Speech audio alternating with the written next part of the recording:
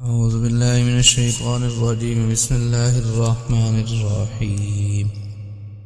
With كثير من أهل الكتاب لو يردونكم من بعد إيمانكم كفارا حسدا من عند أنفسهم من بعد ما تبين لهم الحق فاعفوا واصفحوا حتى يأتي الله بأمره إن الله على كل شيء قدير. صدق اللہ العظیم. ود کثیر من اہل الکتاب لو یردونکم من بعد ایمانکم کفارا. پسند کیا بہت سے لوگوں نے اہل کتاب میں سے اس بات کو کہ وہ لوٹا دیں تمہیں تمہارے مومن ہونے کے بعد کفر کی طرف. حسدا من عند انفسہم، اپنے نفسوں میں حسد کرتے ہوئے. من بعد ما تبین لهم الحق، بعد اس کے کہ ظاہر ہو چکا ہے ان کے لیے حق. فاعفوا واصفحوا حتی یأتی اللہ بامرہ، بس معاف کر دو اور درگزر کرو یہاں تک کہ لائے اللہ تعالیٰ اپنا حکم. ان اللہ علی کل شیء قدیر، بے شک اللہ تعالیٰ ہر چیز پر قادر ہے. ود کثیر من اہل الکتاب لو یردونکم من بعد ایمانکم کفارا. یہاں سے اللہ تبارک و تعالیٰ اس بات کو بیان فرما رہے ہیں کہ بہت سے اہل کتاب میں سے لوگ ایسے بھی ہیں جو پسند کرتے ہیں اس بات کو کہ وہ تمہیں تمہارے پہلے دین کی طرف یعنی کفر کی حالت میں واپسی لوٹا دیں. یعنی پہلے کافر تھے پھر مسلمان ہو گئے، تو اب ان اہل کتاب کی کوشش یہی ہے کہ وہ پھر سے تمہیں کافر بنا دیں. اب یہاں لفظ آیا اہل کتاب. اہل کتاب سے کون لوگ مراد ہیں؟ تو اتنا ذہن میں رکھ لیں کہ اہل کتاب سے مراد وہ لوگ ہیں جو کسی آسمانی کتاب کو مانتے ہیں، جیسے یہود تورات کو ماننے کا دعویٰ کرتے ہیں، نصارہ انجیل کو ماننے کا دعویٰ کرتے ہیں، اور صابی زبور کو ماننے کا دعویٰ کرتے ہیں. اگرچہ ہے یہ ان کا محض دعویٰ ہی، اپنی کتابوں پر چلنے اور عمل کرنے کے لیے تیار نہیں ہے، کیونکہ اگر اپنی کتابوں پر عمل کریں تو آخری پیغمبر صلی اللہ علیہ وآلہ وسلم پر ایمان لے کہ ان کی کتابوں تورات انجیل زبور میں آپ صلی اللہ علیہ وآلہ وسلم کی آمد کی بشارت موجود ہے. اور جس طرح یہود و نصارہ اور صابی آسمانی کتابوں کو ماننے کے دعوے دار تھے، اسی طرح مشرکین مکہ دین ابراہیمی پر چلنے کے دعوے دار تھے. اپنے آپ کو ابراہیمی کہتے تھے. آپ صلی اللہ علیہ وآلہ وسلم کے سر مبارک پر جب تاج نبوت رکھا گیا اور آپ صلی اللہ علیہ وآلہ وسلم نے ان کو توحید کی دعوت دی تو کہنے لگے ہم تو ابراہیمی ہیں. حالانکہ ان ظالموں نے وہ گھر جس کو حضرت ابراہیم اور حضرت اسماعیل علیہ السلام نے صرف اللہ تعالیٰ کی رضا اور عبادت کے لیے بنایا تھا، اس کی بیرونی دیواروں پر 360 بت نصب کیے ہوئے تھے، جن میں حضرت ابراہیم، حضرت اسماعیل، حضرت عیسیٰ، حضرت مریم علیہ السلام کا بت بھی نصب. دیکھو اس وقت کے متولی بڑے رمز شناس تھے. ان کو معلوم تھا کہ یہاں یہودی بھی رہتے ہیں، عیسائی بھی رہتے ہیں، دیگر قومیں بھی آباد ہیں، لہذا ہر قوم کے نسبت سے الگ الگ بت رکھے ہوئے. اور سال کے چونکہ 360 دن ہیں، اس لیے بتوں کی تعداد بھی دنوں کے برابر تھی، تاکہ کوئی دن چڑھاوے سے خالی نہ جائے اور ہمارا کام چلتا رہے.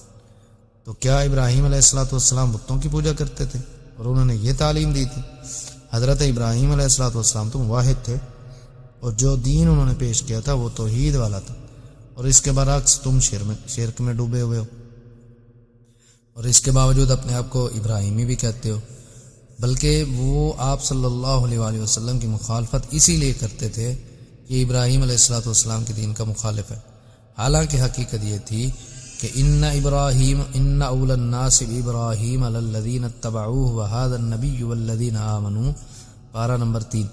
ابراہیم علیہ السلام سے قرب رکھنے والے تو وہ لوگ ہیں جو ان کی پیروی کرتے ہیں، اور جو پیغمبر ہے آخر الزماں اور وہ لوگ جو ایمان لے. تو یہ تمام کے تمام مدعی تھے اور اپنے آپ کو ابراہیمی کہتے تھے. حالانکہ یہودیوں، عیسائیوں اور مشرکین میں سے کوئی بھی حقیقتاً ابراہیمی نہیں تھا، اور اپنی کتابوں کو ماننے کا بھی محض دعویٰ ہی دعویٰ تھا. چاہتے یہ تھے کہ یہ مسلمان بھی پھر کافر ہو جائیں، اس طرح پہلے کافر تھے. اسی کا ذکر اللہ تعالیٰ فرماتے ہیں وَدَّ كَثِيرٌ مِّنْ أَهْلِ الْكِتَابِ، پسند کیا بہت سے لوگوں نے اہل کتاب میں سے۔ یہ کثیر کا لفظ اس لیے فرمایا کہ یہود و نصارہ میں سے کچھ بڑے نیک دل تھے اور وہ مسلمان ہو چکے تھے، جیسے حضرت عبداللہ بن سلام، حضرت ثعلبہ رضی اللہ تعالیٰ عنہما، یہ پہلے یہودی تھے، اور حضرت تمیم داری اور مشہور سخی حاتم تائی کے بیٹے حضرت عدی بن حاتم رضی اللہ تعالیٰ عنہما، یہ پہلے عیسائی تھے، اور ان جیسے پہلے کچھ اور حضرات، لیکن اکثریت دوسری طرف ہی رہی۔ اس لیے فرمایا کہ اہل کتاب کی اکثریت چاہتی ہے لو یردونکم من بعد ایمانکم کفارا، اس بات کو کہ وہ لوٹا دیں تمہیں تمہارے مومن ہونے کے بعد کفر کی طرف، یعنی مسلمانوں کے دلوں میں ایسے شبہات پیدا کرتے ہیں اور منصوبے بناتے ہیں کہ وہ ایمان چھوڑ کر کافر ہو جائیں جیسے کہ پہلے کافر تھے۔ اس طرح کیوں کرتے ہیں؟ فرمایا حسدا من عند انفسہم، اپنے نفسوں میں حسد کرتے ہوئے کہ یہ فضیلت ان کو کیوں ملی، من بعد ما تبین لهم الحق، بعد اس کے کہ ظاہر ہو چکا ہے ان کے لیے حق، کہ وہ پیغمبر آخر الزمان جس نے آنا تھا یہ وہی ہیں۔ ان کی کتابوں میں آپ صلی اللہ علیہ وآلہ وسلم کی نشانی تحریر تھی، تمام کی تمام حضور صلی اللہ علیہ وسلم میں موجود بھی تھی، اور یہ ان ساری باتوں کو سمجھتے اور جانتے تھے، مگر ضد کی وجہ سے نہیں مانتے تھے، جس کا دنیا میں کوئی علاج نہیں۔ ابو جہل بھی ضد کی وجہ سے ایمان نہیں لائے، ورنہ آپ صلی اللہ علیہ وسلم کی نبوت کی نشانی اس پر بھی واضح تھی۔ تاریخ اور سیرت کی کتابوں میں یہ موجود ہے کہ آپ صلی اللہ علیہ وآلہ وسلم مسجد حرام میں تشریف فرما تھے، اور آپ صلی اللہ علیہ وآلہ وسلم کی مجلس میں صحابہ کرام رضوان اللہ علیہم اجمعین کے علاوہ کچھ اور لوگ بھی موجود تھے۔ ابو جہل آیا اور اس نے کنکریوں کی مٹھی بھری ہوئی تھی، کہنے لگا کہ اگر آپ صلی اللہ علیہ وسلم نبی ہیں تو بتائیں میری مٹھی میں کیا ہے۔ آپ صلی اللہ علیہ وسلم نے فرمایا چچا جی اگر مٹھی والی چیز خود بول پڑے تو کیا ہوگا؟ چنانچہ مٹھی میں پکڑی ہوئی کنکریوں نے سبحان اللہ پڑھنا شروع کر دی، اور ایک روایت میں ہے کہ لا الہ الا اللہ محمد رسول اللہ پڑھنا شروع کر دیا۔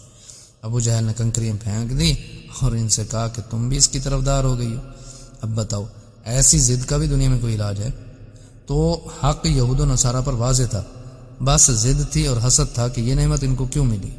اسی لیے اللہ تعالیٰ نے دنیا میں جہاں اور چیزوں سے پناہ مانگنے کا سبق دیا ہے، وہاں یہ بھی فرمایا کہ وَمِن شَرِّ حَاسِدٍ اِذَا حَسَد، پروردگار حسد کرنے والے کے حسد سے ہمیں بچا۔ ضد اتنی بری چیز ہے کہ اس سے بچنے کی تلقین اللہ تعالیٰ نے قرآن پاک میں ارشاد کی، اور ابو داؤد شریف میں روایت آتی ہے کہ آپ صلی اللہ علیہ وسلم نے فرمایا ان الحسد یأکل الحسنات کما تأکل النار الحطب، حسد نیکیوں کو اس طرح کھا جاتا ہے جس طرح آگ لکڑیوں کو کھا جاتا ہے۔ باقی حسد کی مختلف شکلیں ہیں۔ حسد کسے کہتے ہیں؟ حسد کہتے ہیں کہ کسی کی خوبی اور کمال کو دیکھ کر کڑھنا کہ یہ خوبی اور کمال اس کو کیوں ملا، مجھے کیوں نہیں ملا۔ مثلا کسی کو اللہ تعالیٰ نے حسن عطا کیا ہے، علم دیا ہے، یہ کوئی اور ہنر عطا فرمایا ہے، تو حاسد آدمی دل میں کڑتا ہے کہ یہ اس کو کیوں ملا ہے۔ حسد کا تعلق زبان سے نہیں بلکہ دل کے ساتھ، اور یہ بہت بڑا گناہ، بلکہ یہ ایسا گناہ ہے کہ حسد کرنے والے کی نیکیاں اس کو مل جاتی ہیں جس کے ساتھ یہ حسد کر، اور اس کے گناہ حسد کرنے والے کو مل جاتے ہیں۔ اور دوسری شکل یہ ہے کہ دوسرے کی نعمت کی زوال کی تمنا کرے، مجھے نہیں ملی نہ صحیح، اللہ کرے اس کے پاس بھی نہ رہے۔ اور یہ بھی یاد رکھنا کہ وسوسے پر کوئی گرفت نہیں، اگر وسوسہ آتا ہے تو اس کا کوئی مسئلہ نہیں، حسد نہ کرے۔ وسوسہ کہتے ہیں کہ کسی چیز کا دل میں خیال خود بخود آ جائے بغیر قصد اور ارادے کے، اور نہ ہی اس خیال پر راضی ہے۔ اور اگر وسوسہ نماز میں بھی آ جائے تو نماز پر کوئی زد نہیں پڑتی، البتہ اگر نماز میں آ جائے تو اس کو فوراً نکالنے کی کوشش کرے۔ وسوسہ ایسی چیز ہے کہ اس سے کوئی آدمی خالی نہیں۔ حضرت عمر رضی اللہ تعالیٰ عنہ جیسی شخصیت، ان کا قول بخاری شریف میں موجود ہے، فرمایا کہ انی لاجہز جیشی وانا فی الصلاۃ، بس اوقات میں اپنے لشکر کی تیاری میں رہتا ہوں کہ اس لشکر کو ادھر بھیجوں اور اس لشکر کو ادھر بھیجوں، اور میں نماز میں ہوتا ہوں، یعنی یہ خیال مجھے نماز میں آتا رہتا۔ آپ صلی اللہ علیہ وآلہ وسلم نے ایک دفعہ عصر کی نماز پڑھائی اور فوراً حجرہ عائشہ صدیقہ رضی اللہ تعالیٰ عنہ میں تشریف لے گئے۔ لوگ اپنے اپنی جگہ بیٹھے رہے اور حیرانگی سے ایک دوسرے سے پوچھنے لگے کہ معلوم ہے آپ صلی اللہ علیہ وسلم فوراً تشریف کیوں لے گئے؟ کیونکہ آپ صلی اللہ علیہ وسلم کا معمول تھا کہ اسلام پھیرنے کے بعد چہرہ مبارک مقتدیوں کی طرف کر کے بیٹھتے اور تسبیحات پڑھتے، اور فرضوں کے بعد اجتماعی دعا بھی ثابت ہے، البتہ سنتوں اور نفلوں کے بعد اجتماعی دعا ثابت نہیں ہے، نہ تراویح کے بعد ثابت ہے۔ ہاں ختم قرآن کے وقت سنت ہے کہ سب مل کر دعا کریں، چونکہ آپ صلی اللہ علیہ وسلم کا معمول نہیں تھا اس طرح جلدی سے تشریف لے جانے کا، اس لیے صحابہ کرام رضوان اللہ علیہم اجمعین کو تعجب ہوا۔ یہ حضرات ابھی آپس میں باتیں کر رہے تھے کہ آپ صلی اللہ علیہ وسلم واپس تشریف لائے اور مصلی پر بیٹھ گئے اور فرمایا تم نے میرے جلدی جانے پر تعجب کیا ہے؟ فرمایا تذکرت وانا فی الصلاۃ، مجھے نماز میں یاد ہے کہ میرے گھر میں ایک سونے کا ٹکڑا پڑا ہے جو غریبوں میں تقسیم کرنا ہے اور وقت تھوڑا رہ گیا، یعنی سورج غروب ہونے والا ہے، اس لیے میں فوراً گیا اور گھر والوں کو کہا کہ یہ فوراً فلاں فلاں مسکین کو بھیج دو، ایسا نہ ہو کہ یہ ٹکڑا رات کو ہمارے گھر پڑا رہے اور رب تعالیٰ مجھ سے سوال کریں کہ غریبوں کو ان کا حق آپ نے بر وقت کیوں نہیں۔ سبحان۔ امام بخاری رحمۃ اللہ علیہ نے اسی حدیث پر باب قائم کیا ہے التفکر فی الصلاۃ، مقصد یہ کہ نماز میں ہر آدمی کو خیال آتا ہے، خیال آ جانے پر کوئی گرفت نہیں اور اس سے نماز میں کوئی خلل واقع نہیں ہوتا، البتہ قصداً خیال نہ لائے اور کوشش یہی کرے کہ خیال نہ آئے۔ تو فرمایا کہ یہ حسد کرتے ہوئے چاہتے ہیں کہ تمہیں دوبارہ کافر بنا دیں۔ فاعفو وصفحو، پس معاف کرو اور درگزر کرو۔ فاعفو کا معنی ہے کہ تم ان کو سزا نہ دو، اور اسفحو کا معنی ہے ان کی ملامت نہ کرو، اس لیے کہ انہوں نے وہی کرنا جو ان کے دل میں ہے۔ عربی کا مشہور مقولہ ہے کل اناء یترشح بما فیہ، ہر برتن سے وہی نکلتا ہے جو اس میں ہوتا ہے، پانی ہے تو پانی ہی نکلے گا، دودھ ہے تو دودھ ہی نکلے گا۔ اسی طرح ان کے دلوں میں تمہارے خلاف بغض اور حسد بھرا ہوا ہے، جس کی وجہ سے تمہارے خلاف منصوبے بناتے ہیں۔ تم اپنا وقت ضائع نہ کرو حتی یأتی اللہ بامرہ، یہاں تک کہ لائے اللہ تعالیٰ اپنا حکم، یعنی اللہ تعالیٰ تمہیں ان کے خلاف لڑنے کا حکم دے دے۔ ان اللہ علی کل شیء قدیر، بے شک اللہ تعالیٰ ہر چیز پر قادر ہے۔ اللہ تعالیٰ سے دعا ہے کہ اللہ تبارک و تعالیٰ جو کچھ کہا سنا عمل کرنے کی توفیق عطا فرمائے۔